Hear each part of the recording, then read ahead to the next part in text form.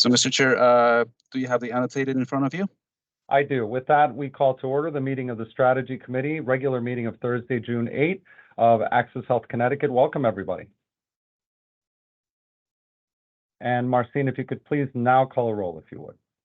Yes, Mr. Chair. And also, just want to say that this meeting is being recorded for the minute-taking purposes, as well as for posting of the recording of the proceedings on the agency's website. Steven Hernandez. Present. Grant Ritter. Present. Paul Philpott. Paul Lombardo. Here. CC Woods. Matthew Brackman. Here. And Theodore Dolittle. Here. Thank you. Thank you, Marcin. And could the staff, please, the Access Health Connecticut senior leadership staff, please introduce themselves as well. James Michelle, Access Health. Gina Walsh, Director of Operations, Access Health. Susan Rich By, Access Health Connecticut. Ezio Sabatino, Intermarketing Director, Access Health Connecticut. Great. John Carbone, Access Health.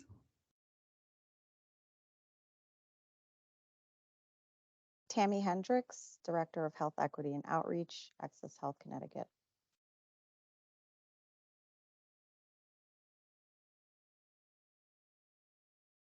It sounds like that's everyone. Is that right? That's correct, Mr. Chair. That's correct. Yep. Great, thank you. And there being no public comment, I wonder if we might entertain a motion to approve the minutes of April 13, 2023. So moved. This is Grant. Thank you, Move Grant. to approve the minutes. Is there a second? I do a little second. Thank you. Marcin, could you call a roll, please? Mr. Chair, is there a discussion on the motion for us? Oh, any discussion? Hearing none. Thank you, Oh, Marcin. If you could call a roll. Okay. Steven Hernandez. Yes. Grant Ritter. Yes. Paul Philpott. Paul Lombardo. Yes.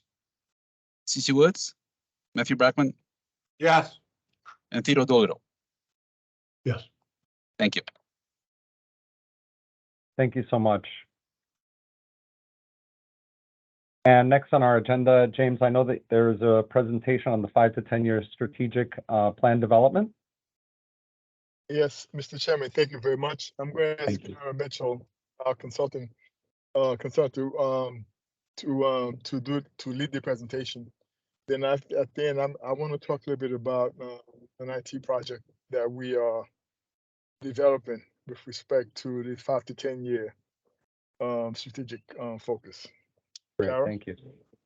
Thank you, everyone. Kara Mitchell, Agency Principal with Minson Hoke. Thank you for having me today. It's been a few months now since we last connected. In our last conversation, we went through some of the strategic implications that came to the forefront as part of the planning discussions that have been ongoing with the leadership team with Access Health. In those implications, we talked about what they meant from a consumer standpoint, so from the audience that we serve, from a category standpoint overall. We looked at some cultural implications, so larger cultural norms that are at play and are something to be considered for the organization. And then as a company, some of the implications and strengths and weaknesses, quite honestly, that we have to consider. All of those we reviewed together and have helped us to arrive at the 7 areas of focus as an organization that will help guide some implementation and programs moving forward. So these strategic priorities we will review today at a high level, and you will see additional programs and supports coming out as a result of some of these priorities being the areas of focus for the organization. The first being consumer health and health insurance literacy. And when we think about the importance of that, really in that strategic implication document, we talked about the unique relationship and role that the Access Health Connecticut brand has with its customers. And that provides a clear opportunity to help drive its customers' understanding of health insurance and healthcare to empower them to be in control of their health and well-being.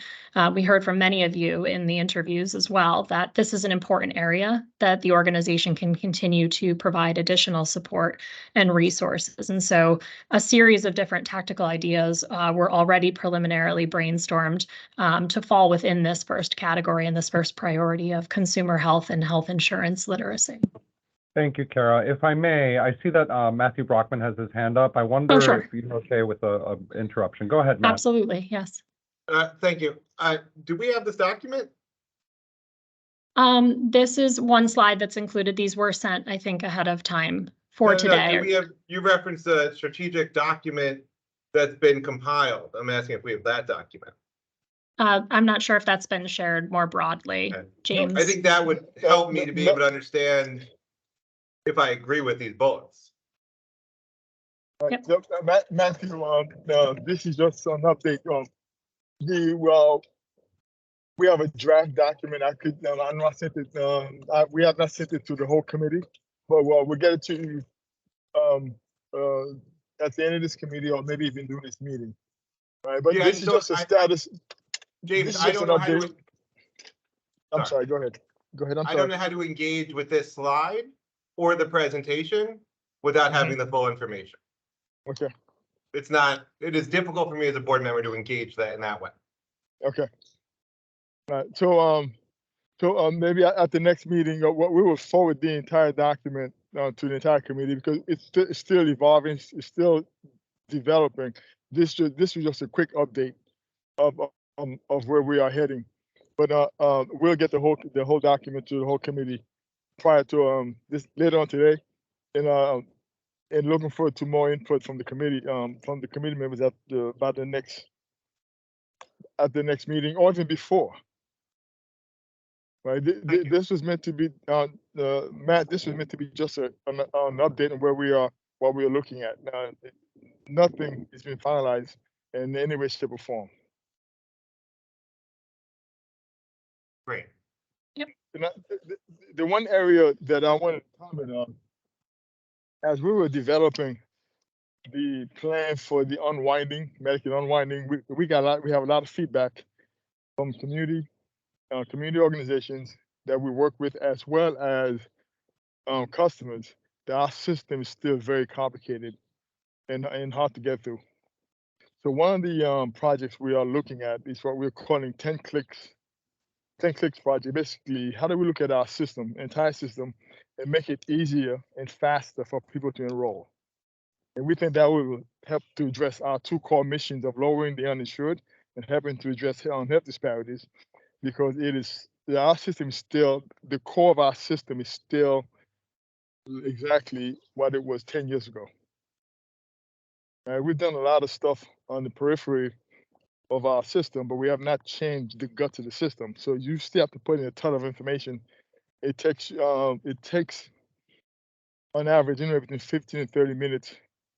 And a lot of times, if you don't have all the information with the system is asking you for, then you could really get stuck. And a lot of people just stop trying. That's what they've told us. They stopped the application process. I remember the meeting. Right. Exactly. That's come up in some of our board meetings as well. So that's right. great. So one of the projects as part of our 5 to 10 year strategic initiative is looking at an entire system, revamping it to make it easier and faster for current and future applicants to get through the process very quickly. We believe that will have a marked improvement in helping us to lower the uninsured and helping to address health disparities. Just want to give you a heads up on that. A lot more to come on that.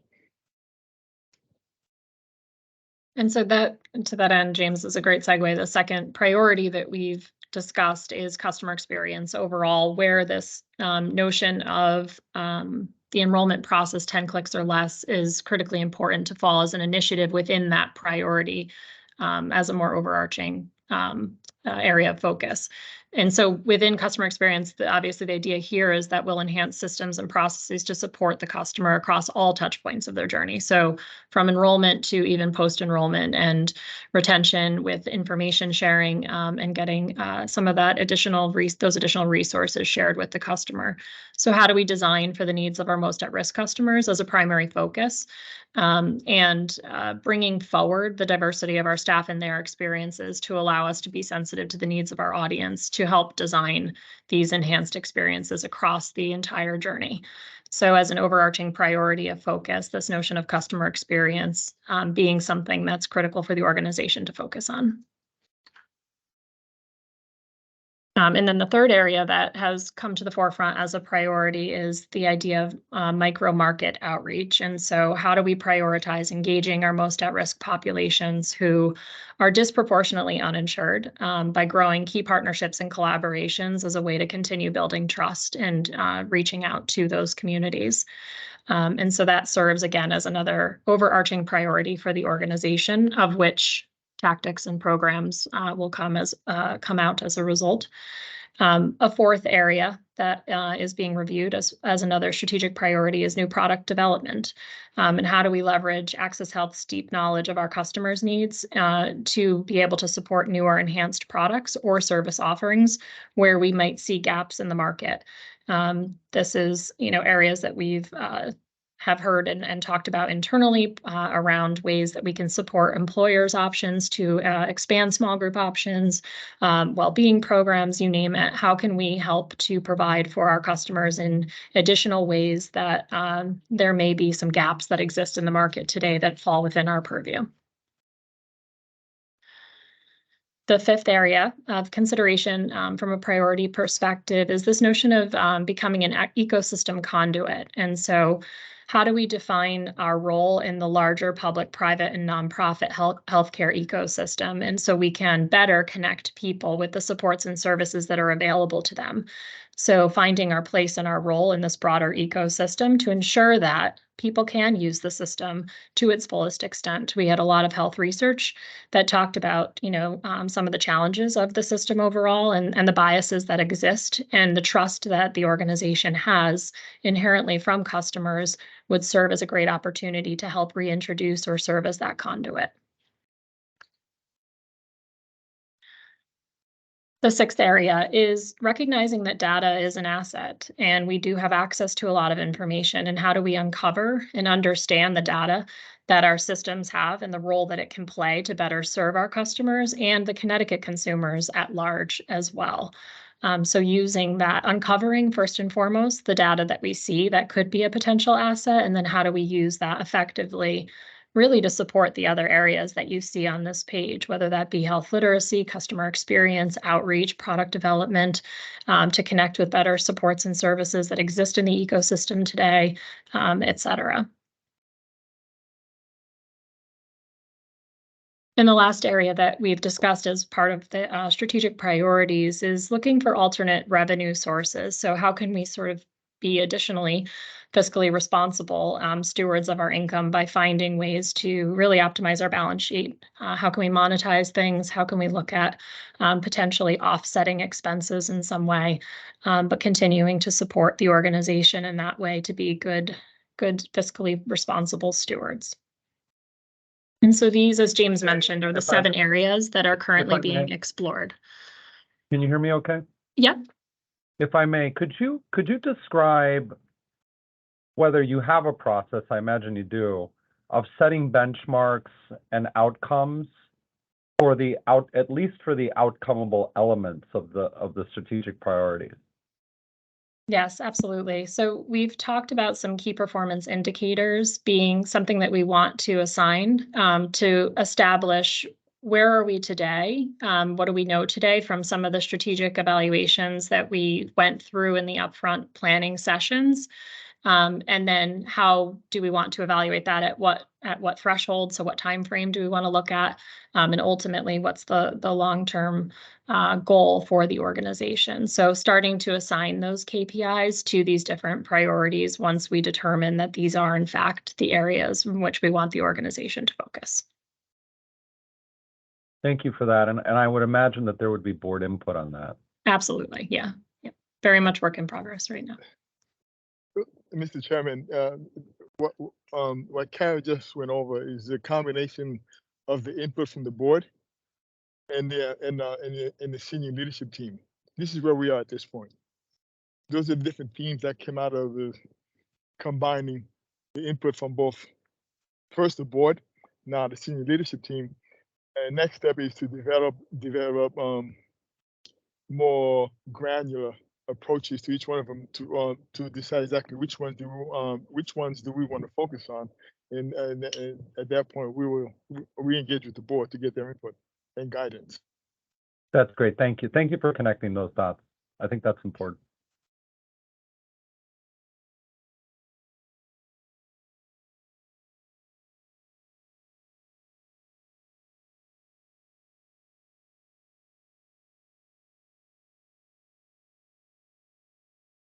Yeah, Mr. Chairman, we're going to move forward with the Medicaid unwind update and where we are at this point. We're going to have a number of people talk. We're going to have ATO from our marketing department, as well as Tammy from outreach, to give you an update on where we are, what we're Great, doing, and more importantly, where we are today. Great. Thank you. All right. Well, thank you, everybody. I'd like to take a quick minute to introduce myself. I'm kind of the new guy here. My name is Ezio Sabatino. I'm the interim marketing director at Access Health. I'm filling in for Caroline. A little bit about my background. I have over 30 years experience in the health insurance industry. Last 21 years, I served in leading marketing roles for Connecticut. Have been involved with work with Access Health on the exchange since its inception.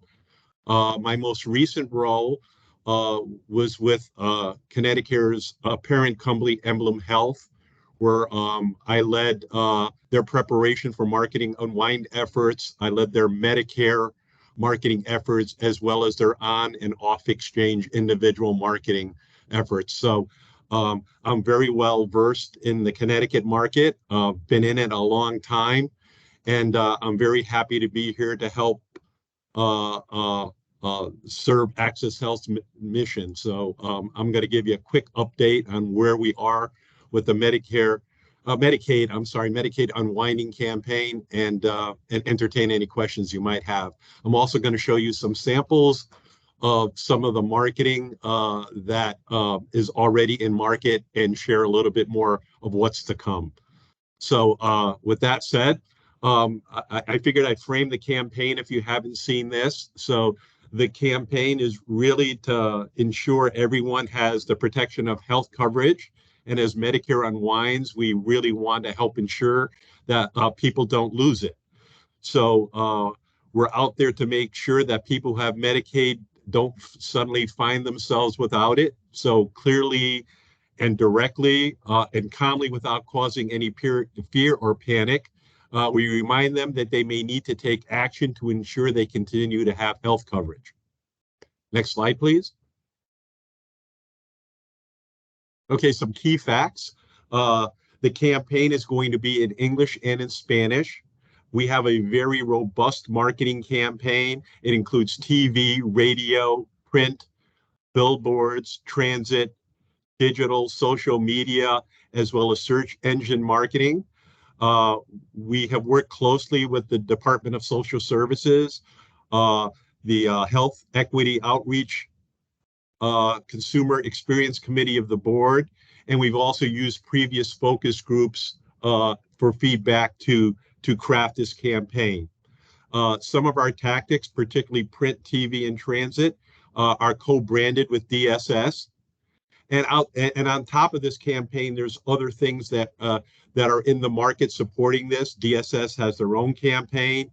We have done a lot of work updating our websites, which includes blog articles and knowledge-based articles. Our call center is staffed up, ready to do this. There's live chat available. You're going to hear a little bit from Tammy about the in-person help events we're having. And there's also a direct-to-consumer marketing that we're doing as well, which includes direct mail, email, and text marketing. And I think everybody is aware of the policy update that Access Health Connecticut has made, which is having a 120-day special enrollment period for those impacted by the unwinding. Next slide, please. Little bit of an eyesore, but I wanted you to see the media plan that we're rolling out with these tactics. As you can see, it's a campaign that's going to run for about a year. June is really the month that this campaign ramps up. So there's some items already in market, and TV and radio is soon to follow. You'll see a little bit of a gap during open enrollment. That doesn't mean we won't continue to support the unwinding effort. Our plan is to also include unwinding messages in our open enrollment messaging. So this is a campaign that's running for about a year. And as you can see, it has TV, radio, outdoor, there's newspapers, there's search, there's social, and there's display advertising. The next few slides, I'm going to show you some examples of what the messaging is, as well as some of the creative. Here's print ads that are currently running. And I'm just going to pause for a second to give you guys, you folks, an opportunity to take a peek at this. There's a QR code on here that was a recommendation from the board committee to kind of make it easy. And you can see we're also co-branding this with DSS. And here is the English version as well as Spanish.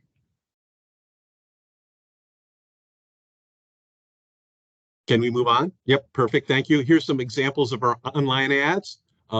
Very direct, quick messaging to encourage people to click through to get to our website to be able to update their information.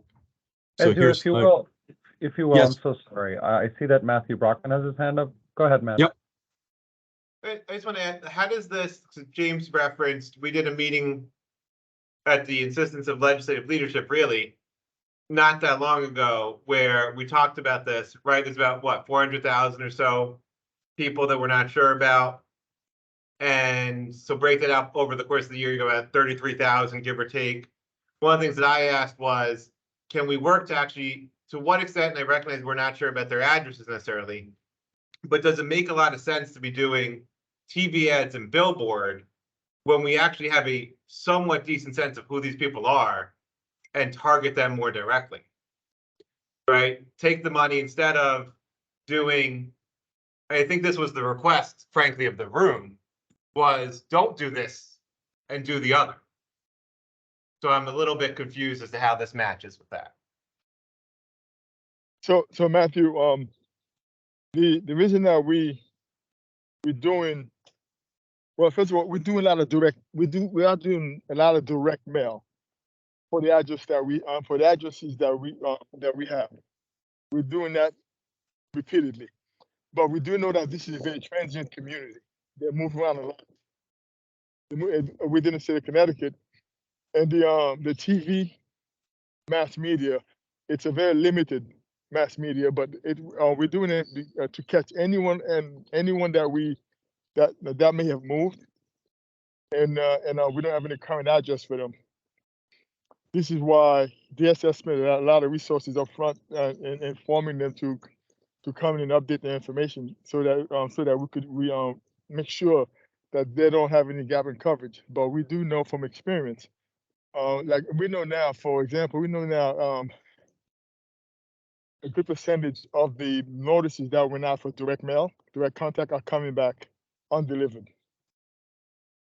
So to ensure that we hopefully we capture some of them, that's why the mass media, on a very limited basis, is done. And also, even the mass media is very targeted also in communities, zip codes that we do know where we have the highest concentration of Medicaid unwind population. Yeah, and just to add a little bit more to that, so a lot of this when we're targeting with media with we're really targeting in the zip codes where these people live. We're using a lot of connected TV, which is very reasonably priced. Also, a lot of the advertising that we're doing is very targeted by zip code. So you're going to see this mostly where these people are. And the numbers I've heard on people that have moved, I've heard that it's upwards of over 30%. So we really felt that we needed to do something to make sure folks don't fall through the cracks. And have we done, one thing that I did ask during that meeting was, and this is not Access Health necessarily, it's more on DSS, but I did ask DSS for their ability to attempt to actually figure out who's actually utilizing the healthcare. Because that maybe whatever number percentage, 30% or so you said of the 400,000 that maybe have moved, they may not be utilizing the healthcare. And so we are entirely wasting our money. And I know DSS, Guy was looking into that question. I don't know if we have an answer as to that ability. Matthew, I think I know DSS is looking at it, but we don't have an update on that for you at this point. And I think that would be helpful to actually make sure this is an effective use of resources. So we'll make a note of that and follow up with DSS and get back to you and the board.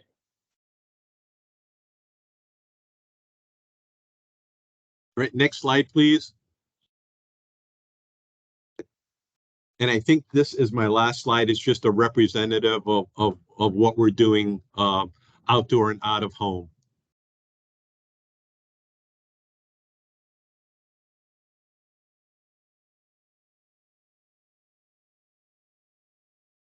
And that's it for me.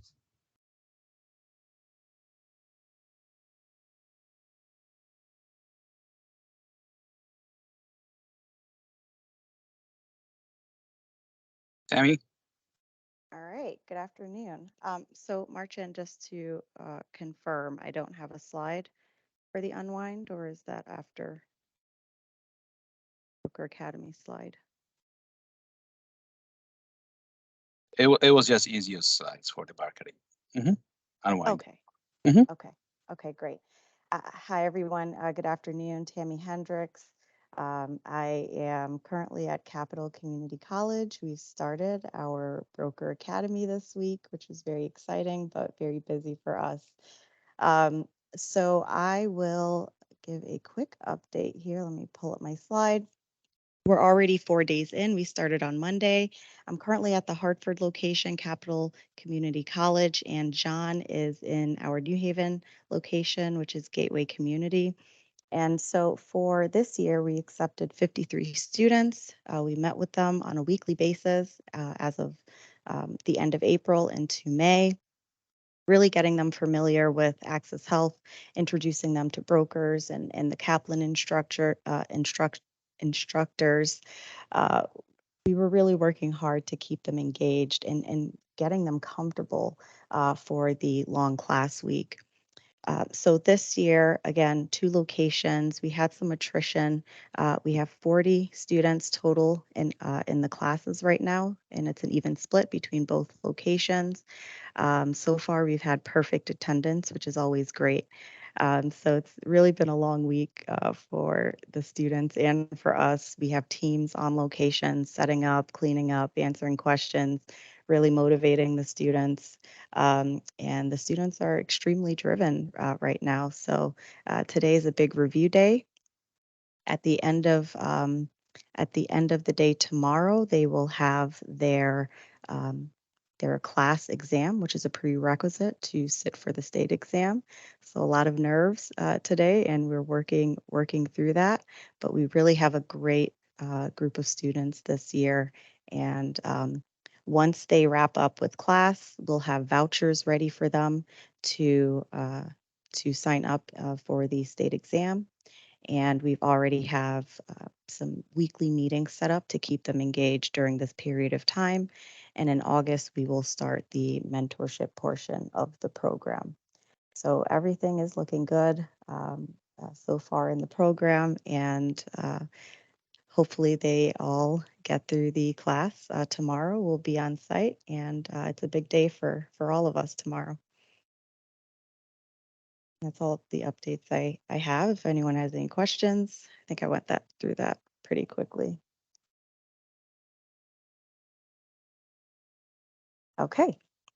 Well, Okay. Tammy, if there are no questions about Broker Academy, can you give the committee a quick update on what we are doing, on what you and your team are doing, with respect to Medicaid Unwind, the Yep. in-person outreach that you were doing?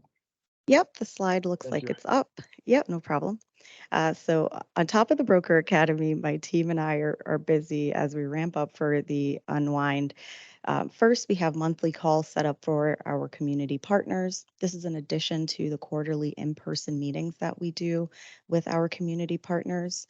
And these calls have been really helpful for them and for us because we are getting a lot of great feedback. Really just to try to make the enrollment process smoother for everyone involved. And we're also encouraging community partners to send consumers over to our Healthy Chat presentations. We host a monthly presentation for consumers to learn about enrollment options, where to find help, how to get through the application, give them an opportunity to ask questions. So it's really helpful for the consumers when they attend those presentations. So we're doing that on a monthly basis. And finally, this month, starting this week, we added 10 new enrollment specialists that are in the field. They will be rotating to about 15 navigator locations as well as community health locations throughout the state to assist consumers on site with the enrollment process. And we also have 3 fairs planned for this month. And it seems very small, but we kind of want to get a feel for how many consumers are interested and the days and times that they would be interested. So we're starting small this week, this month, and we have 3 planned: one in Waterbury, Norwich, and Meriden. And if you can remember, these locations are picked strategically based on the data. So we looked at what areas had the most consumers, and we've planned our outreach around that. So more to come. We'll be tracking attendance and enrollments. So we'll be able to plan even more strategically for next month. So very busy month for us in the field and for the Broker Academy. And I'll pause there if anyone has any questions for me. Thank you. You answered part of my question, which had to do with why these 3 towns specifically, and it's based on the strategic data. But what do you do how do you work with communities so that people know this is happening on this particular day in those regions? Yeah. So first, marketing. I'll defer to Ezio. All the campaigns, the marketing team really does a great job updating community calendars and advertising on social media. But we also have a calendar on our Health Equity webpage that has all of the events that folks can see. But we also have weekly or biweekly emails to our community partners. And my team, on a daily basis, we're working with our navigators and lots of community partners. So we communicate that through our presentations and our weekly visits.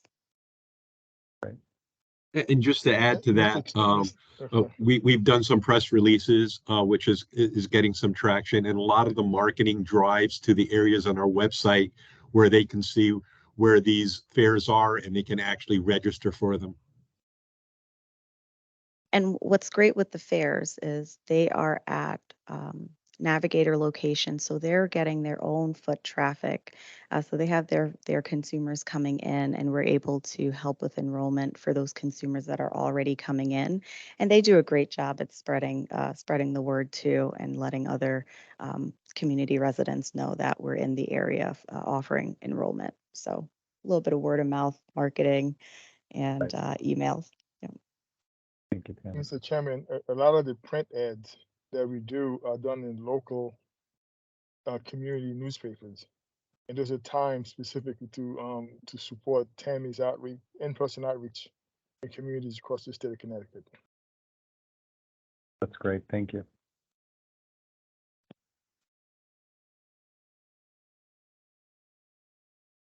Thanks so much. Mr. Chairman, can I, in lieu of doing the future agenda items, can I ask John Carbone to give this committee an update on where we are with the small business summit that's happening next week? Just a That's quick great. Thank you. update where we are. John? Good afternoon, everybody. Hope everybody's doing well. Apologize about the camera. Unfortunately, as Tammy explained, I'm at Gateway Community College, and Wi-Fi is not so great. Threw me off twice already, so I'm going to leave the camera off. I hope you don't mind. As many of you know, over the past 90 to 120 days, we began working on a Connecticut Small Business Summit. And that Small Business Summit was supposed to involve, it is involving all other agencies, DAS, Connecticut, all our carriers and vendors. We have approximately 24 vendors currently right now. We have a sold out event, which is going to equate to about 250 individuals and 4 breakout panels. And that's going to start on June 13th. It is going to run from about 8 o'clock in the morning to about 2 o'clock afternoon. We're very excited to have the governor swing in, the comptroller come in.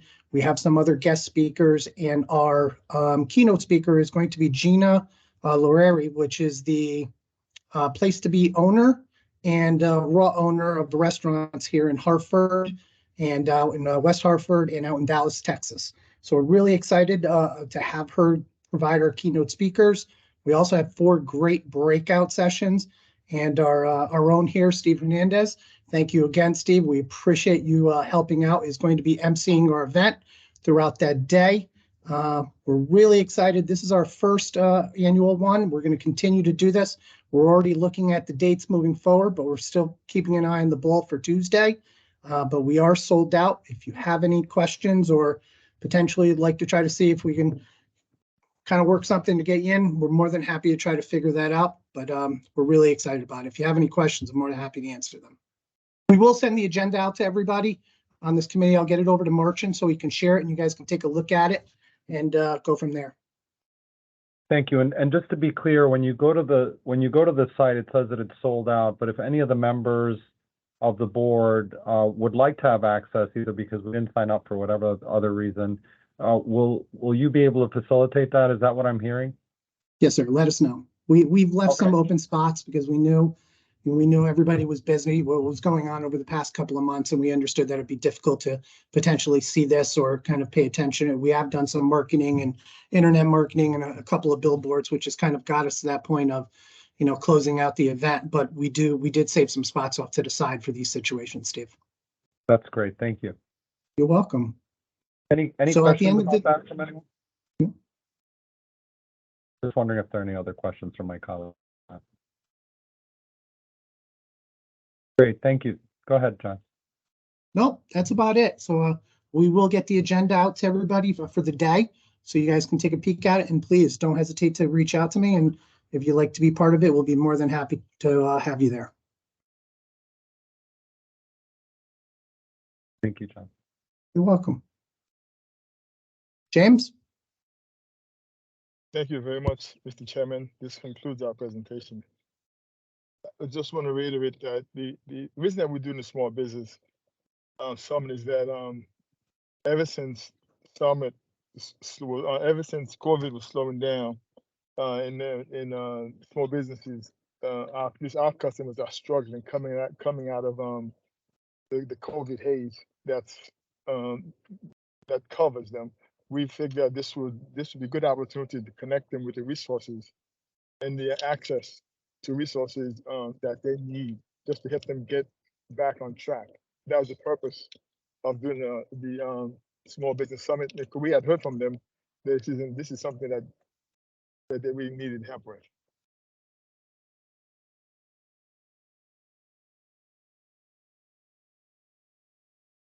That's great. Anything else, James, for the good of the order? No, that is it, Mr. Chairman. Thank you very much. Great, thank you. And unless there's any other comments or reflections from my colleagues, then I would entertain a motion to adjourn. So moved. Thank you. Second by Any- Ted. Great, thank you. Marcine, if we could have a roll call vote. Steve Hernandez, Yes. Brian Ritter. Mr. Ritter. Paul Philpott. Paul Lombardo. Yes. CC Woods. Matthew Brackman. Yes. And Theodore Doolittle. Yes. Thank you. Great. Thank you, everybody, for these updates, and thank you for your engagement to my colleagues. Bye, everybody. Thank you all. Thank you. Bye-bye. Bye-bye.